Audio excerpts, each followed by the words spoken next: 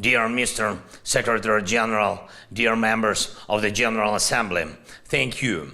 Thank you for the opportunity to address you. And the main thing I would like to talk about today is collectivity. 8 months ago, I addressed your organization for the first time, and I'm grateful for all the support that you, both as an organization and as countries, have given to our people, to our right to live freely. The vast majority of you support UN General Assembly resolutions that defend a rules-based international order. And your personal position, Mr. Almagro, serves precisely to protect the key foundations of international relations, the equality of all nations, and guarantees for every nation that its destiny will not be broken by other states through military or political violence. Our common goal of all leaders and states that truly value human life is a world in which violence does not dominate, a world in which the UN Charter is truly respected by everyone, from the smallest to the largest countries, a world in which not only no new frozen conflicts arise, but in which the majority of nations realize that any war in a common global challenge a threat to the world, and not the suffering of only those against whom this aggression is committed.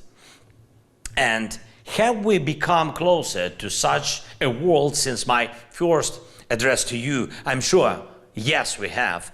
Although Russian aggression still goes on, although Russia does not stop even in the face of catastrophic crimes of ecocide. Probably you all heard that this month Russian occupiers blew up the dam and other structures of the Kakhovka hydroelectric plant and destroyed one of the largest reservoirs in Europe, deliberately flooding a huge area. Dozens of cities and villages were underwater.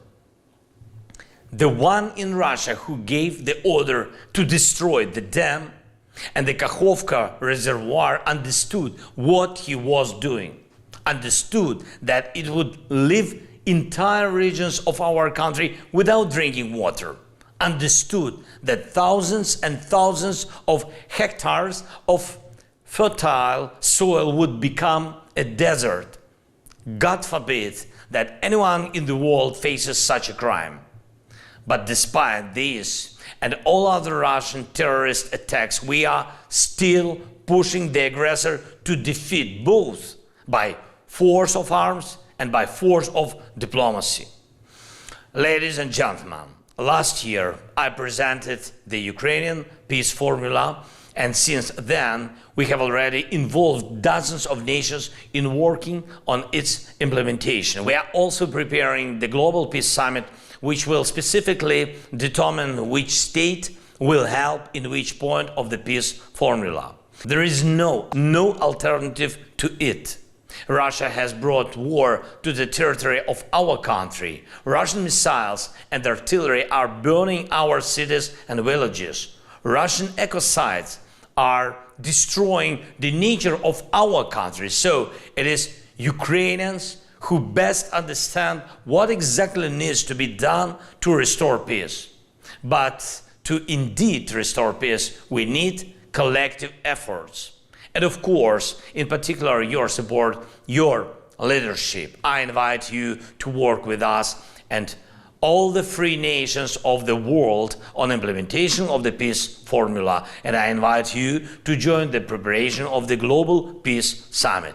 We must become a global community in the full sense of this word, so that peace for every nation is fully guaranteed. One cannot protect peace on his own, but war cannot overcome the collective desire for peace. May your power become the power of peace too. Thank you for your attention. Long live freedom. Slava Ukraini!